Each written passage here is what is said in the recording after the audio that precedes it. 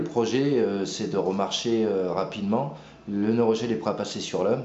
Moi, je serai forcément dans les premiers à passer. Je veux dire, voilà. On a un espoir qui existe depuis longtemps. Personne ne nous a aidés, personne ne nous a soutenus au niveau de l'État.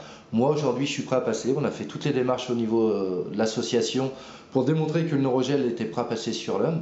Je veux dire, que ce soit le neurogel et les nouveaux travaux d'Alfredo Gario, d'ailleurs, très intéressants. Venez voir sur le site. Je veux dire, j'attends beaucoup du neurogel, qui a un espoir, voire plus qu'un espoir. Car je pense qu'on va réussir enfin à remarcher et enfin essayer le neurogel. Neurogel, c'est quoi?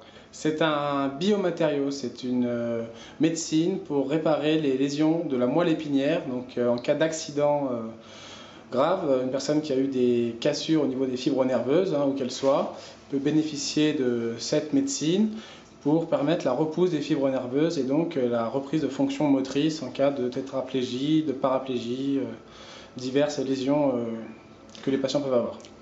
Ce qui bloque, c'est qu'on est une association qui avons un projet énorme et qui détenons un brevet, faire remarcher les paraplégiques. Et au niveau de l'État, on leur a tout donné, démontré.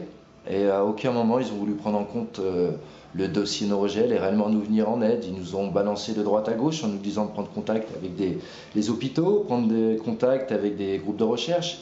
Mais en vain, à croire que ça ne les intéresse pas du tout. C'est un procédé qui a été mis au point par l'association Neurogel En Marche il y a déjà ça 15 ans avec un chercheur qui a continué la mise en place de ce produit au Canada. Suite à quelques dysfonctionnements, le projet a été peu mis en stand-by et on redémarre très fort aujourd'hui avec donc un chercheur italien, M. Gorio, avec lequel nous avons de grands espoirs pour de nouvelles procédés d'application du neurogel.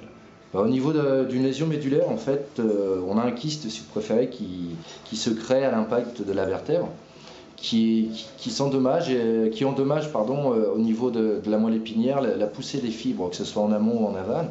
Et aujourd'hui, ils ne savent pas la retirer sans endommager plus la moelle épinière. Donc, tous les travaux sont ciblés sur les cellules, aussi diverses soient-elles.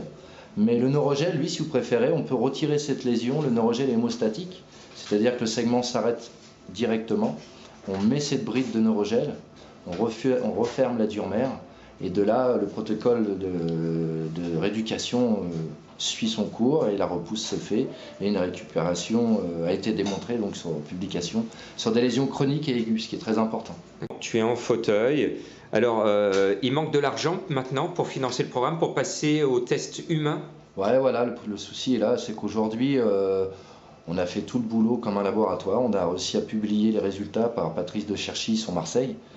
Et les résultats démontrés, comme je le disais, l'État n'a rien fait. Donc aujourd'hui, on doit récolter nous-mêmes encore les fonds pour faire les tests toxicologiques obligatoires au niveau de la NSM. Combien? On avait 360 000 €, aujourd'hui il y reste 300 000 €.